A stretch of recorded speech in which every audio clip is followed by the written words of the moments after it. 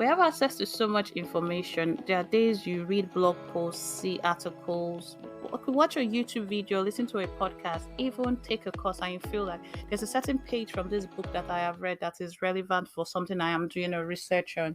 Do you have a system to manage the information that you are getting? As creatives, we need to create. That's one thing we always talk about. We say that we need to create time to create. And with the Steadfast Creative Podcast, what we want to do is address issues that creatives face and give them solutions. So we're not just giving them more information, but rather providing the transformation they need to create without compromising who they are. It's not about creating more or being very busy or hustling 24/7, but rather it's about creating a system that works for the person you are, not the person you wish you are, and the system that will take you to the place that you need to go as a creative. My name is DK Joda, and you're listening to the Steadfast Creative Podcast. On today's episode, we'll be discussing from chaos to creativity, how harnessing the power of an information management system helps you become more, I'll say creative. Yes, I'll say creative. And it's about building what is called a second brain method. So are we building a different brain in a separate part?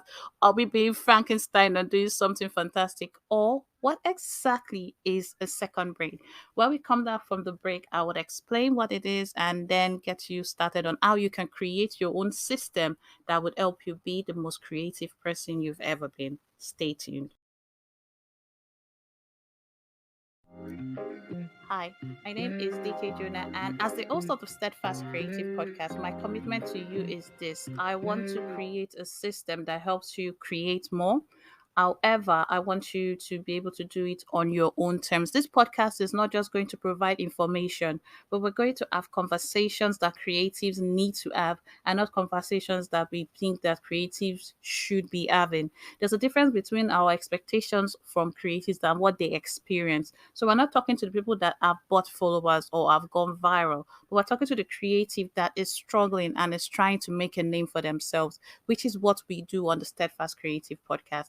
And today's episode is about creating an information management system. And you may be wondering, why do I need to create an information management system? I'm not such a big podcaster yet. And that's the beautiful part of this. While you are growing, while you still have the foundation and you don't have so much clouds, I will use the word clouds, it's best you build a foundation that your whole business will thrive on. So if you create an information management system, what we've called a second brain, it's going to be easy for you to actually delegate things to people without you having to be everywhere. Because if we have to talk about creativity, you can't talk about creativity without information. But information becomes stressful for people. And when information becomes stressful, what you have to do? You have to capture it.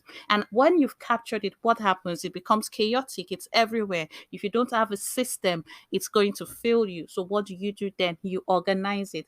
And then when you've organized it, it could still be overwhelming if you've not distilled it. And when information becomes too much of a burden to carry on your own, you need to express it. However, it's impossible to express creativity based on information if you can't retrieve this information. And information is only useful if it's retrieved when it's needed. So why do we need an information management system? And in the digital age, why do we need a second brain? It's a known fact that we have access to so much videos. How many YouTube videos are being created every second or being uploaded every second? So many of us have videos in our databases that we've not even used. Some of us don't even have databases, we just have them lying around everywhere.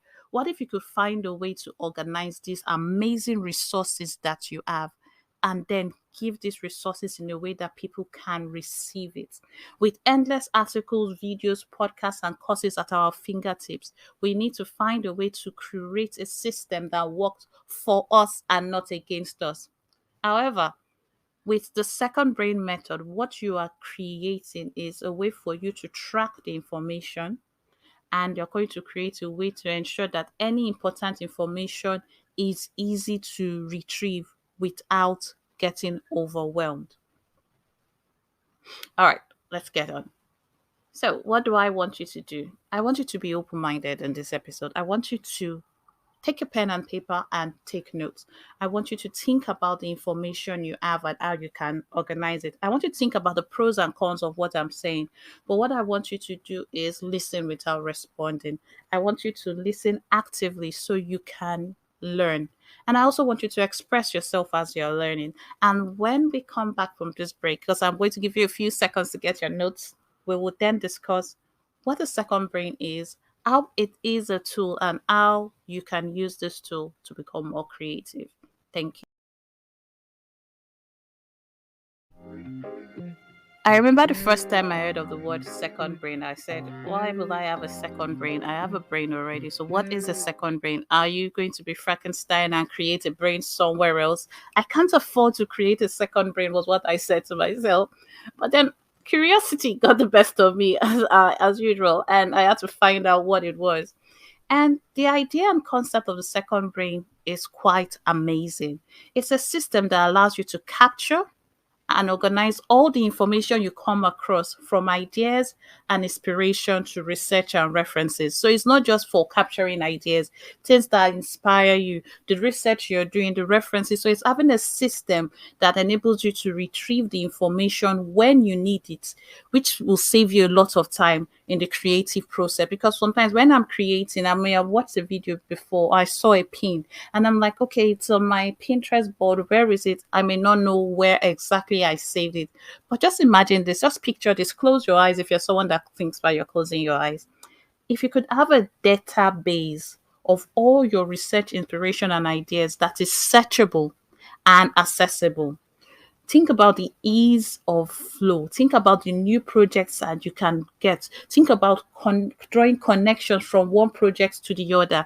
I remember when I started working on my first planner, it was the 100 ideas. And now I see that it's connected to this other planner that I'm creating. And I can see the connections coming together. I can see the lines being connected. I can see the Venn diagram in my head. Having a second brain does this for you. It helps you draw connection between seemingly unrelated topics or simply find inspiration when you need it. It can help you streamline your creative process, and the truth is, it helps you to become more productive and efficient. Sometimes I don't know about you, but I will start searching through my folders. I'm like, is it in my inbox? Is it on Google Drive? Is it on Dropbox? When I use Dropbox, where is this image that I need? And I'm searching through my bookshelf, searching through every single thing to get this information. It could be a course I had taken before or a book I had read years ago and I can't seem to find it. Does that sound frustrating to you? It's because it is. As a creative person, disorganization can have a very, very negative impact on your work. It did have a negative impact on my work. And when I can't easily access the information, I give up. Sometimes I slow down, I change, it hinders my creativity. And sometimes I have missed out on great opportunities to share my perspective with other people because I did not have a system that could capture and retrieve information just when I needed it. Recently, I came across a TikTok video and I'm late to the TikTok party. I came across a TikTok video and I was like, oh, this app, I'm going to try it. And I tried the app. I created an account and it said, oh, welcome back. I said, welcome back. I saw that 3 years ago I had actually used the same app. And if I had a second brain then, I wouldn't have started thinking about using the app from scratch. I would have just gone ahead and did what I wanted to do. I wouldn't have forgotten that I had tried this app out or tried this book out. This is what a second brain does for you. No matter how organized you think you are to know where your books and everything are, it's going to give you a track record to use. It's going to help you track your tools. It's going to help you track your resources. It's going to help you track everything you need. Like we said, it's just about capturing information. It's about organizing information. And this is what is crucial for every creative. It does saves us time. It reduces stress and enables us to focus on what really matters when we are creating. I always say that creativity is about starting with somewhere. It's about defining what matters with you, then designing what matters for you, and then delivering what matters. And having a second brain helps you design what matters for you. But first of all, you have to define what matters to you as a creative. So, what are the things that matter to you as a creative? And this is not a rhetorical question. This is a question that I think every creative professional needs to have. So whether you are a designer, you're a podcaster, you just do YouTube videos or you do TikTok for fun, the foundation of every single thing you do is information. You need to gather inspiration consistently. You need to do your research. You need to get these ideas out of your head and onto paper, onto a system that works for you.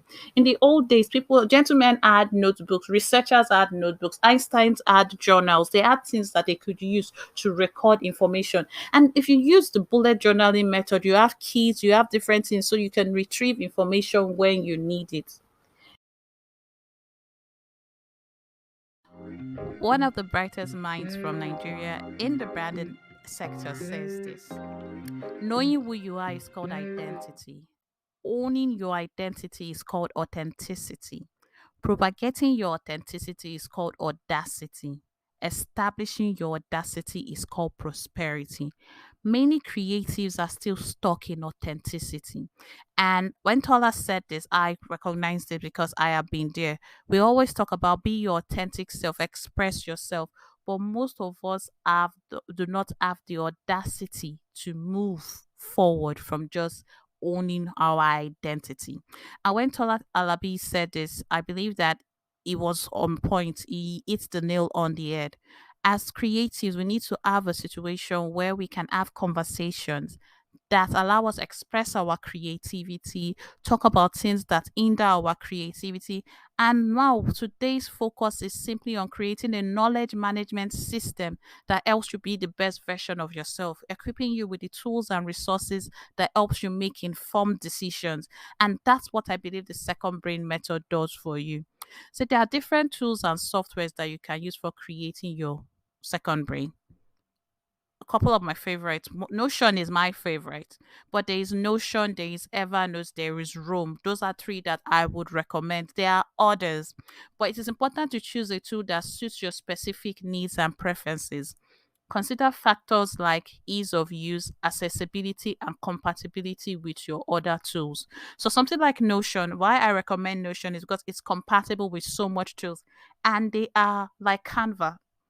Canva is my favorite company because they put creatives first. And after Canva, I will put Notion as a company that is closely behind that. You choose a tool that the company puts creative first and they're fascinated with what creatives can do with it. A second brain is not about having something that others will find easy to use, but it's something that you would find easy to use. So you have to set up an effective workflow method for you. Once you've chosen your tools, I always say have your creative arsenal. So once you've chosen you've assembled your creative arsenal, now it's time to get it to work for you. It's not enough to pay for these subscriptions monthly. Are you using these tools? You've chosen the tool, set up an effective workflow for capturing and organizing and retrieving information. Like we've talked about the para method. So you have your projects, your areas, your resources, and your archives.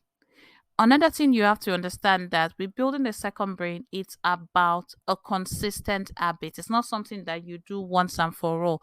Create an habit, create a routine, create a ritual of using these things whenever you get information. Consistency is key. And frequency is important. Consistency is the method you use, and frequency is how often you do it. It comes to implementing the second brain. Make a habit of capturing information as soon as you come across it. Don't wait. And regularly review and update your system. It is also helpful to establish a regular time for processing and organizing new information. And this is what I mean.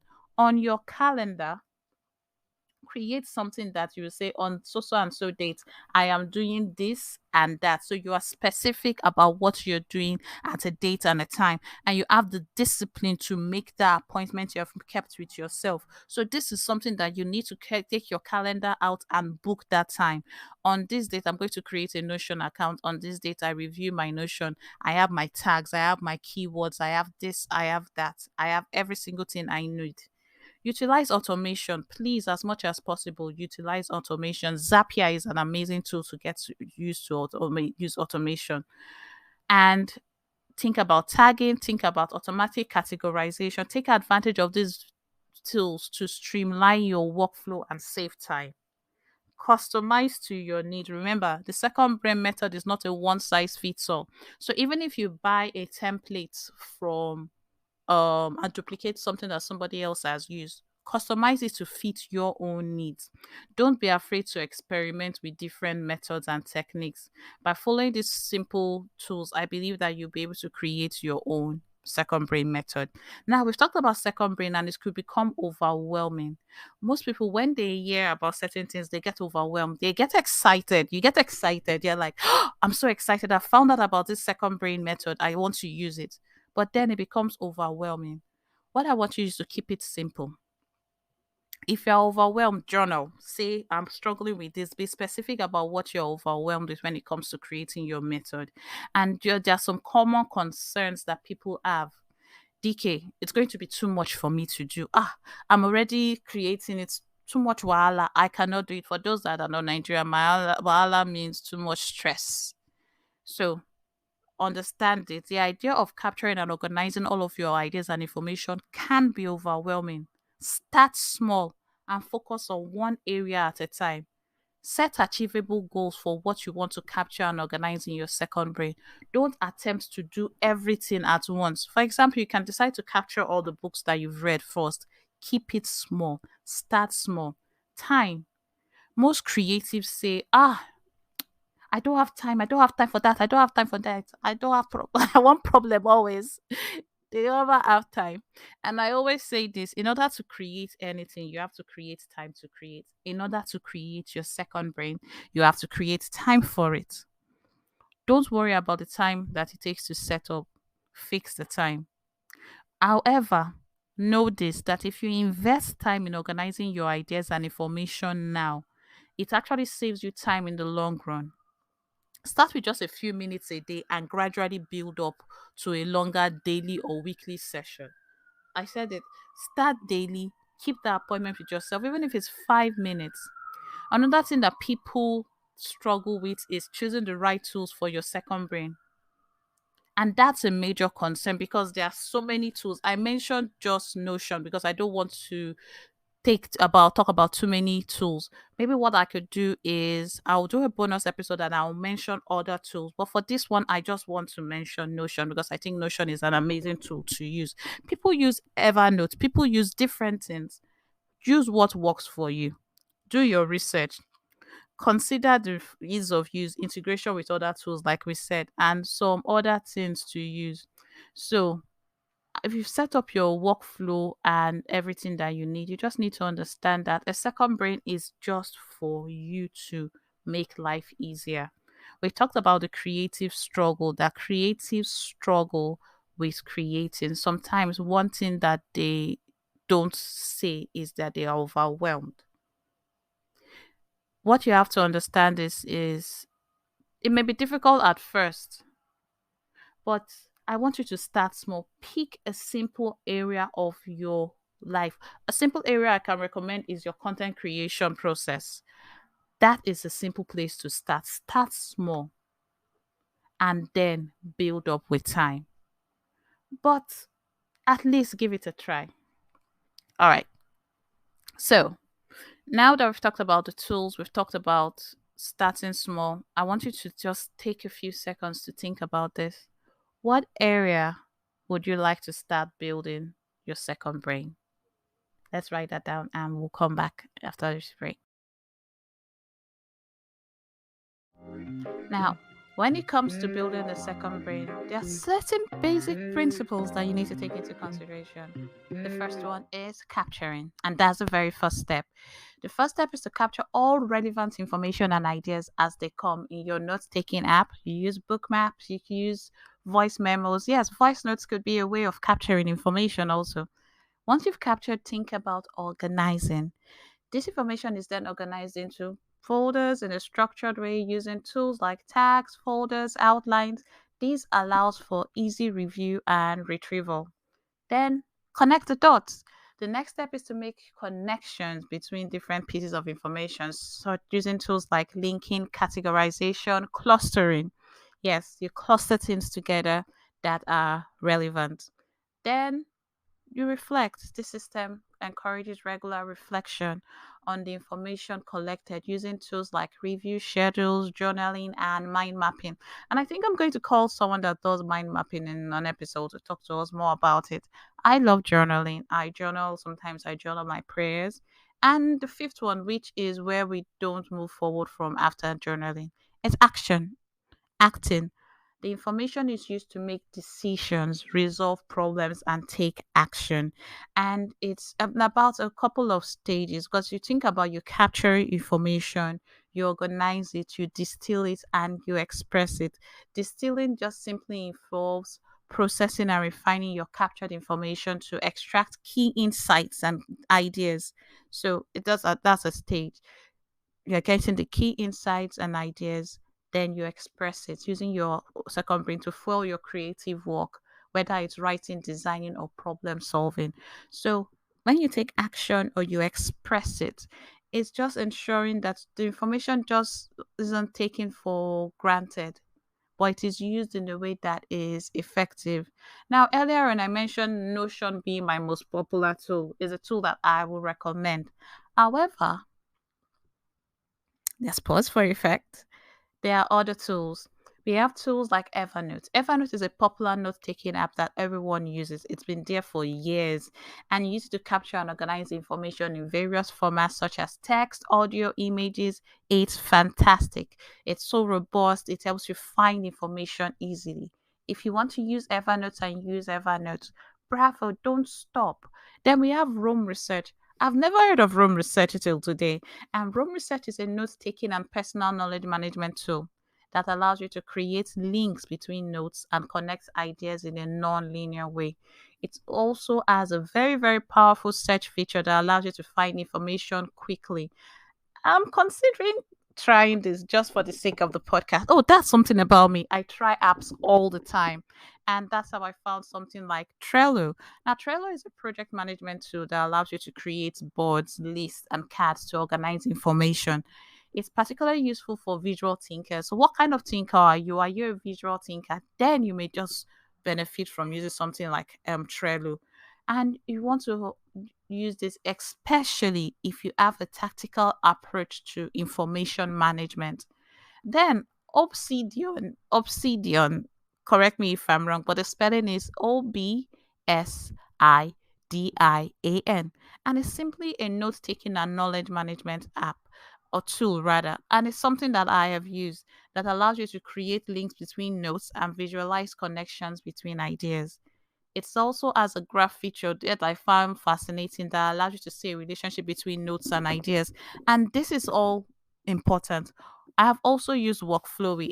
Like I said, I'm a tools junkie. I've used Workflowy and it is very minimalistic. It's a note taking app that allows you to create nested lists and organize information in an hierarchical way. That's a word I've always struggled to pronounce, hierarchy.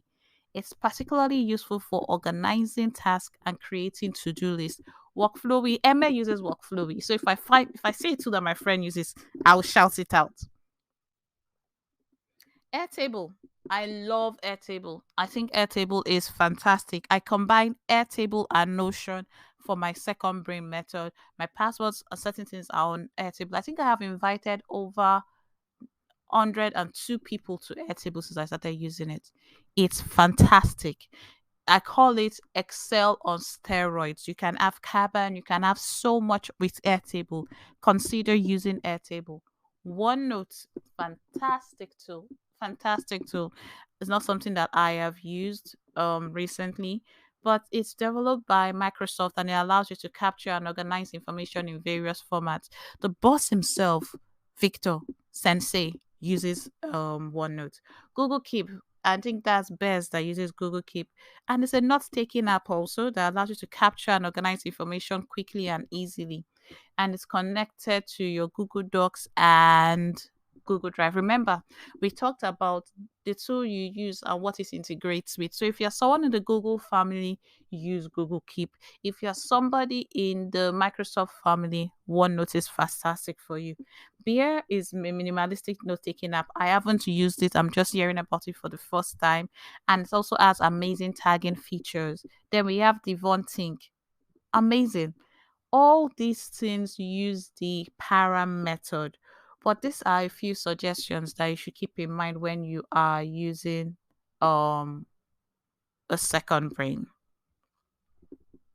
Think about progressive summarization. And it's a technique that was developed by Thierry Furtz, our sensei, that involves highlighting or bolding the most important part of a piece of information as part of that material that you're using, then gradually adding more details and context as needed. This allows you to quickly scan information and determine its relevance without having to read through the entire thing. So you do a summary of the information, you highlight what's important, and next time you can add notes to it, and it just makes you use the information. Then the concept of atomic habits. With if I tell you I haven't read Atomic Habits, will you believe it? I haven't read that book, but the concept of atomic habits developed by James Clear involves breaking larger goals into smaller, more manageable habits that can be implemented easily. That helps your second brain.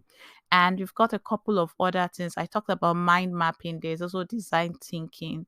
These are all ways to think about knowledge and management.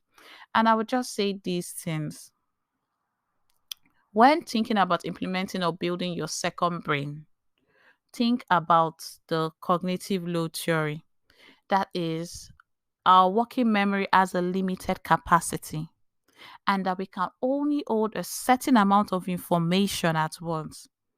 This is very vital when you're thinking of the second brain. It's important to keep in mind and use techniques that like progressive summarization and atomic habits to reduce your cognitive load and make it easy to process and remember information. Remember, there's no need cramming what can be written. You want to have a situation where you are able to process and retain information, remember information when you need. Think about knowledge management. We have taken so many courses. We've taken so many things. You've listened to podcasts, read books, and you need to think about how you're managing the knowledge that you've gotten. So, knowledge management is the process of creating and capturing and sharing and using knowledge within an organization or community and for yourself. When implementing the building a second brain methodology, you are easily creating your own personal knowledge management system that allows you to capture and organize information in a way that makes it easy to access and use when you need. I think everybody talks about concept of time management, but this concept is very vital when it comes to just building the second brain. It is a process of organizing and prioritizing your time to make the most of your available resources. Time is a resource we all have access to. When implementing the second brain method, it is important to set aside dedicated time for capturing, organizing information, and prioritize this work alongside other tasks and responsibilities. There's a tendency for us to focus only on projects or certain things as it's ongoing. But if we do not dedicate time in the week and have the discipline to be diligent about the time we've dedicated, we are not going to capture and organize the information that we've had for the week. Information architecture is a process of organizing and structuring in a way that makes it easy to find and use. Because it's not just about getting information, but creating a system that works for you. You are creating your own personal information architecture system with clear categories and structures for such information that you have. We've talked a lot about building the second brain. We've talked a lot about concepts in this session. I've given quite a lot of things to think about. Well, like I said, listen to this episode with your notes because certain things happen and we want to have these connections. So think about serendipity. Serendipity is the occurrence of unexpected but valuable discoveries. When implementing the building a second brain methodology, it is important to remain open to new ideas and opportunities and be willing to follow your curiosity and explore new areas of interest. This can lead to valuable insights and discoveries that you might not have found otherwise. And this is one thing I love about the way I work. I am curious about tools, I'm curious about resources, I'm curious about being productive. What I have discovered for most creatives, not all, is that they lack curiosity. They are willing to do just the bare minimum and they are not curious. They don't want to go and look beyond. Allow your mind explore. Have this childlike attitude when you are creating. Use your skills, use your resources. Get curious, do that research, Find out what it is. Do not lose the essence of who you are when you are creating. This episode seems to do this, and this is what I wanted to do. Help you understand what the second brain is, give you concepts to think about, and help you make the change so you are able to capture and retrieve information when you need it. But it's about creating a system simple enough that you can do it in your sleep. Yes, it might take a few more extra minutes to build it, but once you get into that flow, you would find it easy. As I said earlier, the second brain is not limited to your creative work. It can also be used for your lifestyle. It could be used for your medical, school, other research. It's the options are limitless.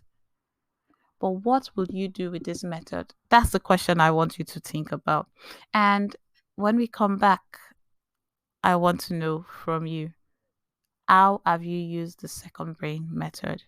I'll tell you how I have used it and how I'm still using it and what I think you should do if you're curious about starting. So, where do you start when it comes to the second brain method? Yes.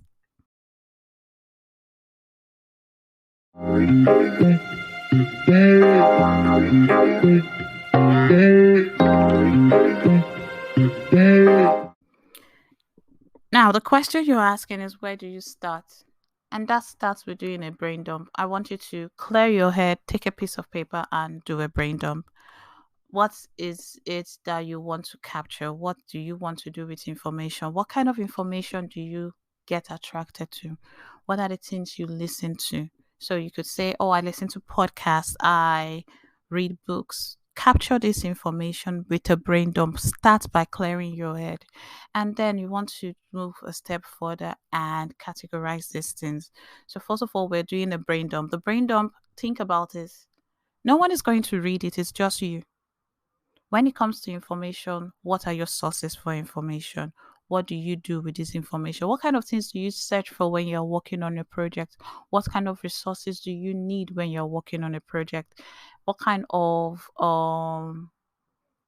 books do you need to have access to when you're working on a project?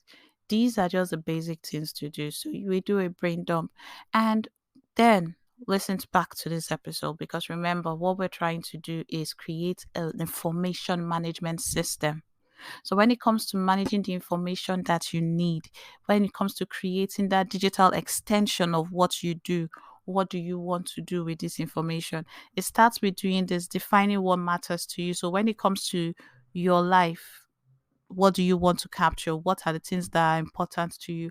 What are the things that you do on a daily basis that you would like to capture? Because you don't want to capture everything. You want to capture things as at when you use it. How do you capture things properly? Are you someone that likes writing? Will you do voice notes? Will you do videos?